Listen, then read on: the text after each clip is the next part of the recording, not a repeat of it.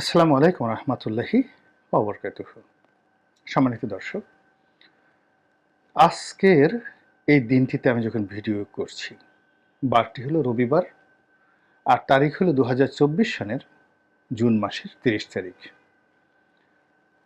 এদিন অর্থনীতির যে আমাদের ভাষা, সেই ভাষায় জুন ক্লোজিং আজকের এই দিনটিতে। আজকে বাজেট পাস হচ্ছে এবং আমরা একটা নতুন অর্থ বছরে ঢুকছি। আর গতকাল ২৯শে জুন ঢাকা শহরে বিএনপির একটা সমাবেশ ছিল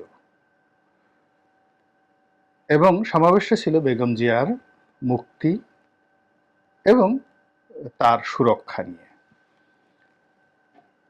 বলতে গেলে স্মরণকালের সবচেয়ে বিশৃঙ্খল একটি অবস্থার মধ্যে বিএনপি সময় পার করছে। তো এরকম একটি সময়ের মধ্যে একেবারে অল অন এ সার্ডেন, কোনো রকম পূর্ব প্রস্তুতি ছাড়া যে অবিস্মরণীয় একটি জনসভা বিএনপি দেশবাসীকে উপহার দিল, এটি যারা সেখানে না গিয়েছেন তারা বুঝতে পারবেন না। স্বতঃস্ফূর্ত, প্রাণবন্ত এবং যাকে বলা হয় হৃদয়ের সমস্ত অর্ঘ্য ঢেকে দিয়ে বিএনপির নেতাকর্মীরা সেখানে হাজির হয়েছেন।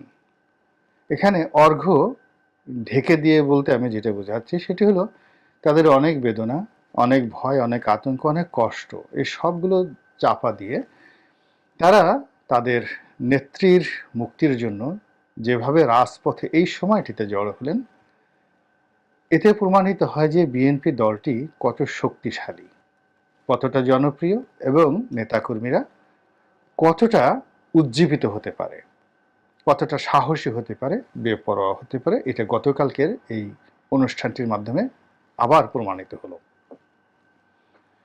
দ্বিতীয়ত, এটার কাউন্টার সরকার একটি প্ল্যান করার চেষ্টা করেছে। মানে সরকার বলতে সরকারি দল, এখন তো আওয়ামী লীগ আর আওয়ামী লীগ সরকারের মধ্যে কোনো পার্থক্য নেই। তো তারা বঙ্গবন্ধু এভিনিউতে অনুষ্ঠান করেছে এবং সেখানে সীমাহীন বিশৃঙ্খলতা। মঞ্চে দাঁড়িয়ে নেতারা গালাগাল দিচ্ছেন কর্মীদেরকে, কাউকে ব্যানার নামাতে বলছেন, কাউকে বসতে বলছেন, কে কার কথা শুনে। কেউ আকুতি জানাচ্ছেন যে আপনারা যদি এরকম ধরনের কর্মকাণ্ড করেন তাহলে আমাদের তো লজ্জায় আর আমরা মুখ দেখাতে পারছি না। তো সেইভাবে আওয়ামী লীগের অনুষ্ঠান শেষ হলো এবং সেই অনুষ্ঠানটি কাকতালীয়ভাবে, মানে সেখানে বলতে গেলে যে বিশৃঙ্খলতা, যে উপস্থিতি এবং সেখানে যা কিছু ঘটেছে তার সঙ্গে যদি বিএনপির সমাবেশের তুলনা করেন, ইট ওয়াজ এ প্যারেড গ্রাউন্ড। মানে জনগণ ওয়াজের মাহফিলে যেভাবে বসে থাকে কিংবা সেনাবাহিনীর যে প্যারেড হয় সেখানে সবাই যেভাবে কমান্ডে থাকে, একইভাবে বিএনপির সমাবেশটা ছিল এরকম একটা প্যারেড গ্রাউন্ডে। নেতাকর্মীরা সুশৃঙ্খল, স্বেচ্ছায় সুশৃঙ্খল, কাউকে বলতে হয় নাই থামেন থামেন, বসেন বসেন। তো এই যে বিএনপির অন্তর্নিহিত একটা শক্তি, জনপ্রিয়তা, এটি আর কেউ না বুঝলেও আওয়ামী লীগ খুব ভালো করে বুঝে। আর বুঝে কারা? আর বুঝে ভারত, খুব ভালো করে বুঝে। এবং তাদের সেই উপলব্ধির কারণে এই দলটিকে নিয়ে আওয়ামী লীগের এবং ভারতের যে মাথা ব্যথা, এটি ক্রমশ বাড়ছে। আওয়ামী লীগের ক্ষমতা যত দীর্ঘায়িত হচ্ছে, আওয়ামী লীগের সভানেত্রী যত বয়স বাড়ছে, নেতা কর্মীরা ক্ষমতার স্বাদ পেতে পেতে পেতে পেতে যখন এখন আত্মকলহ এবং নিজেদের মধ্যে মারপিট এবং চুরি করা সহায় সম্পত্তির ভাগাভাগি করা ছাড়া এই মুহূর্তে তাদের মধ্যে আসলে তেমন কোনো গুরুত্বপূর্ণ কর্মকাণ্ড নেই। এখন তারা যদি নিজেদের অস্তিত্ব বজায় রাখতে হয় তাহলে বিএনপির প্রতি আক্রমণ করতে হবে। এখন সে আক্রমণ কিভাবে করবে? মামলা করতে হবে, মোকদ্দমা করতে হবে। এই জিনিসগুলো এখন আর খাচ্ছে না এবং এই জিনিসগুলো বিএনপির জন্য গা সওয়া হয়ে গেছে আর আওয়ামী লীগ ক্লান্ত হয়ে গেছে। তাহলে কি করতে হবে? অন্য সব যারা একক ক্ষমতার অধিকারী হয় পৃথিবীতে, তারা সবসময় প্রতিদ্বন্দ্বী রাখতে চায় না, দেখতে চায় না, একেবারে বিরুদ্ধবাদী কোনো কথাই শুনতে চায় না। It's a one shot of feudalism, fascism, dictatorship, এই যে শব্দগুলো, সেই শব্দগুলোর যে বিচার রয়েছে, বিশ্লেষণ রয়েছে, সেখানে পৃথিবীর তাবৎ এই ধরনের মানুষ যারা শাসন ব্যবস্থায় নেতৃত্ব দেন, তারা বিরুদ্ধ মতকে প্রথমে দলিত করেন, বিরুদ্ধ পথকে কেটে কুটে একদম তছনছ করে দেন, গর্ত বানিয়ে দেন যেন হাঁটাচলা করতে না পারে। একেবারে রীতিমতো যেভাবে বোমা মেরে, গ্রেনেড হামলা চালিয়ে, বিরুদ্ধের কিংবা দেখা গেল একেবারে মাইন বিস্ফোরণ ঘটিয়ে যে দল দিয়ে বিরোধী দল আসবে, যে রাস্তা দিয়ে বিরোধী দল আসবে, যে সুড়ঙ্গ দিয়ে বিরোধী দল আসবে, সব কিছু তছনছ করে দেওয়া হয়। তো সেই দিক থেকে এখন বিএনপির নামটা আছে, আর মানুষের হৃদয়ে বিএনপির জন্য যে ভালোবাসা এবং সমর্থন সেটা আছে। কিন্তু সাংগঠনিকভাবে আওয়ামী লীগকে, আওয়ামী পুলিশকে যে তারা মোকাবেলা করবে, এই কথা বিএনপি এখন কল্পনাও করে না। তারা একটা সুযোগের জন্য বসে আছে, সময়ের জন্য বসে আছে, এবং অনিবার্য সময় সবকিছু যে মীমাংসা করে এটা বিএনপি খুব ভালো করে জানে। এর কারণ হলো পৃথিবীর কোনো সমস্যাই চিরস্থায়ী নয়, কোনো কিছুই চিরস্থায়ী নয়। ক্ষমতা বলেন, প্রভাব বলেন, একটা সময় যখন মানুষ এটাকে খুব অনিবার্য হিসাবে নিজের মনে করে, প্রকৃতি তখন এগিয়ে এসে ওটাকে একটা মিনিমাইজ করে দেয়। তা আওয়ামী লীগের ক্ষমতার যে দম্ভ, ক্ষমতার যে ব্যাপ্তি, এটি এমন একটা পর্যায়ে চলে গিয়েছে যে এখন বিএনপির আসলে সুসময়ের জন্য অপেক্ষা করা ছাড়া এই মুহূর্তে কিছু করার নেই, সেটাই করছে। কিন্তু যারা বিএনপিকে প্রতিদ্বন্দ্বী মনে করে, শক্তিশালী মনে করে, তারা তো কোনো অবস্থাতে এই জিনিসগুলো সহ্য করবে না। তাদের গা চুলকাচ্ছে, হাত পা নিষ্পিস নিষ্পিস করছে।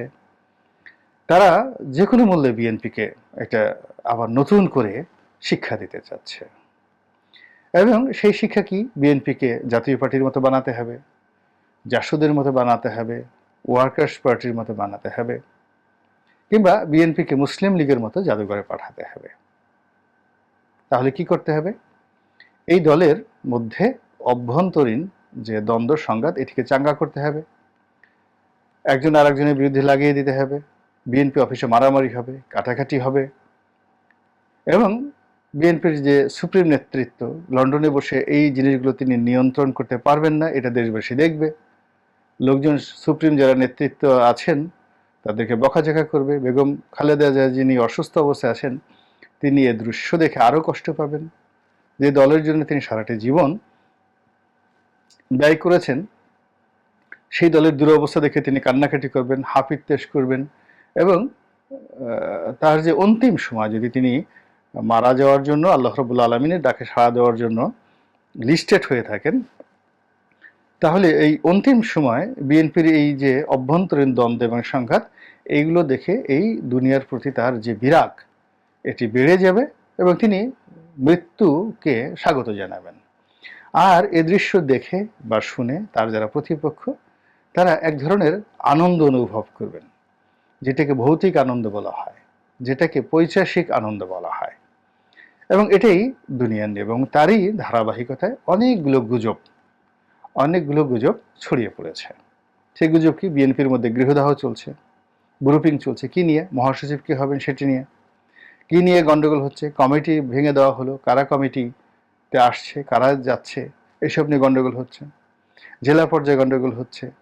এই জিনিসগুলো প্রচার করা হচ্ছে, কিন্তু বাস্তবে এই জিনিসগুলো যে বিএনপির মধ্যে নেই, এটি এই যে সমাবেশটা হয়ে গেল গতকাল শনিবার 29শে জুন, সেই সমাবেশের মাধ্যমে আবার নতুন করে প্রমাণিত হলো যে আসলে যে গৃহদায়ের প্রচার করা হচ্ছে এবং যে তৎপরতা চালাচ্ছে দেশি বিদেশি গোয়েন্দা সংস্থাগুলো, সেগুলোর যে কোনো বাস্তব ভিত্তি নেই। এবং অতীতে এই বিএনপিকে নিয়ে এরশাদ জমানা থেকে শুরু করে আজ অবধি বহুবার চক্রান্ত হয়েছে। তো সেই চক্রান্তের কবলে পড়ে এই দলটির মানে কখনোই মুসলিম লীগের মতো হয়নি। যদি হতো তাহলে 1982 সনে এই দলটি শেষ হয়ে যাওয়ার কথা, এরশাদ ক্ষমতা আসার পর 83 সনে এর নাম মুছে যাওয়ার কথা, কিন্তু সেটা হয়নি। এটি ফিনিক্স পাখির মতো আবার জেগে উঠেছে। আবার ধরুন 1/11-এর সময় যে তাপ চাপ প্রয়োগ করা হয়েছে, যেভাবে দলের মধ্যে বিভেদ সৃষ্টি করার চেষ্টা করেছে, যেভাবে অস্ত্র প্রয়োগ করে, অর্থ প্রয়োগ করে, বিএনপির অফিসে তালা লাগিয়ে, বিএনপির অফিস দখল করে, বিএনপির নেতাদের মধ্যে বিভিন্ন গ্রুপিং করে সর্বোচ্চ চেষ্টা করা হয়েছে। আওয়ামী লীগ মানে 111-এর সময় বিএনপির উপর যে নির্যাতন করা হয়েছে তার 100 ভাগের 1 ভাগ আওয়ামী লীগ এখনো পর্যন্ত করতে পারেনি। কিন্তু কি হলো, বিএনপিকে কিছুই করতে পারেনি। আবার 2009 সন থেকে এখন পর্যন্ত কি না করা হয়েছে বলেন। এই সময়ের মধ্যে বিএনপির পরিবারে যে ট্রাজিক ইভেন্টগুলো ঘটেছে, বেগম খালেদা জিয়া নিজে যেভাবে অসুস্থ হয়ে পড়েছেন, ইনি কাদার মানুষ নন, আহত হওয়ার মানুষ নন, মৃত্যুর মুখে দাঁড়িয়ে হেসেছেন অথবা সাহস দেখিয়েছেন। এটাই বেগম জিয়াকে যাকে বলা হয় আমরা চিনি। তো তিনি এখন হুইল চেয়ারে ঘোরাফেরা করছেন, ডে বাই ডে তিনি দুর্বল হচ্ছেন এবং হাসপাতালে কয়দিন পর পরে তাকে নিতে হচ্ছে। পূবের চাঁদ পশ্চিমে উঠে গেল, এটা যে তার অভিনয় এবং তিনি যে ঢং করছেন তার মানে যাকে বলে, অন্য রাজনীতিবিদ আছে না যে ঢং করে, সং করে, মাঝে মধ্যে ভং ধরে, তো বেগম জিয়া আসলে এরকম ভনিতা তার মধ্যে এই জিনিসগুলো নেই। এমনকি তারেক রহমান সাহেবের বিরুদ্ধেও কিন্তু আর যা হোক না কেন সংভং করার অভিযোগ তার বিরুদ্ধে নেই। তিনি যা কিছু বলেন, ভালো বলেন মন্দ বলেন, স্ট্রেট ফরওয়ার্ড, একেবারে স্ট্রেট ফরওয়ার্ড। যাকে শ্রদ্ধা করেন তাকে ওইভাবে করেন, যাকে ঘৃণা করেন ওইভাবে ঘৃণা করেন। কিন্তু ভনিতা বা মুনাফিকি ঠিক আমি আসলে বেগম জিয়া বা তারেক রহমান সাহেবের মধ্যে দেখিনি। স্ট্রেট ফরওয়ার্ড, পছন্দ হচ্ছে না, গেট ফায়ার, চলে যাও আমার কাছ থেকে। তো এইভাবে চলছে, এভাবে চলছে। এবং এরই মধ্যে এই যে প্রচার এবং প্রোপাগান্ডা, এই প্রোপাগান্ডার ফলে মূলত যারা এই চেষ্টা করছে বিএনপির মধ্যে গন্ডগোল বাঁধানোর জন্য, তাদের যে কপল, কপল মানে গাল, কপলে নতুন কলঙ্কের তিলক পড়বে। আর এর মাধ্যমে বিএনপি আরও পরিশুদ্ধ হবে, আরও শক্তিশালী হবে। এবং বিএনপির মধ্যে যে 2-4 জন 20 জন 50 জন দালাল নেই, কথা ঠিক না, আছে। এর মধ্যে কি মুনাফিক নেই, মির্জাফর নেই? অবশ্যই আছে। এরা কি সরকারের কাছ থেকে টাকা পয়সা পায় না? অবশ্যই পায়। এবং এটি কি দলের হাইকমান্ড জানে না? অবশ্যই জানে। তারপরে কি করছে? সরকারের টাকা দিয়ে ধরুন সে বিএনপির ভিতরে খেলাধুলা করার চেষ্টা করছে, আবার বিএনপি তাকে দিয়েই সরকারকে গালাগালি করাচ্ছে এবং জানা সত্ত্বেও তার শেষ রক্তবিন্দু দলের জন্য কিন্তু ব্যবহার করছে। এবং this is the success of BNP. বিএনপির মধ্যে যারা এরকম বেঈমান মুনাফিক আছে তাদেরকে বিএনপি ব্যবহার করছে দলের পক্ষে জানা সত্ত্বেও। আর তারা সরকারের টাকা খেয়ে আবার বিএনপির চেয়ারে বসে সরকারের বিরুদ্ধে গালাগাল দিচ্ছে এবং বলছে একটু গালাগালি না দিলে তো আমি আপনাদেরকে সার্ভিস দিতে পারবো না। সরকার বলছে ইটস ওকে। তো টাকা খাচ্ছে সরকারের, গালাগালি দিচ্ছে সরকারকে, আর সার্ভিস দিচ্ছে বিএনপিকে। তো বুঝতে পারছেন যে জিনিসগুলো কিভাবে চলছে। এটি ঠিক পলাশির যুদ্ধের মতো নয়, যেখানে মির্জাফর, তারপরে মীর মদন, ঘসেটি বেগম, এরা কিন্তু 100% ইংরেজদের পক্ষে কাজ করেছে। তারা প্রকাশ্যেই নবাবের বিরোধিতা করেছে, তারা নবাবের সঙ্গে মুনাফিকি করতে পারেনি। কিন্তু এখন বিএনপির মধ্যে যারা আছে তারা মুনাফিকি করছে, সরকারের সাথে মুনাফিকি করছে, বিএনপির সাথে মুনাফিকি করছে। কিন্তু আলটিমেটলি সরকারের এখানে ব্যাড ইনভেস্টমেন্ট হয়েছে, আর বিএনপি সরকারি ইনভেস্টমেন্টে দিয়ে এদেরকে মঞ্চে দাঁড়িয়ে সরকারের বিরুদ্ধে এদেরকে দাঁড়াই কাজ করাচ্ছে। ফলে সমীকরণটা কোথায় গেল? সমীকরণটা হলো শেষ পর্যন্ত বিএনপি তার কাঙ্ক্ষিত মাকামে পৌঁছে যাবে। আর যারা বিএনপিকে নিয়ে চক্রান্ত করছে তারা এইভাবে মুনাফিকদের দ্বারা অতিরিক্ত মুনাফা অর্জনের যে লোভ এবং লালসা, সেই লালসার দ্বারা তারা ক্ষতিগ্রস্ত হবে। আল্লাহ আমাদের সবাইকে হেদায়েত দান করুন। আসসালামু আলাইকুম ওয়া রাহমাতুল্লাহি ওয়া বারাকাতুহু।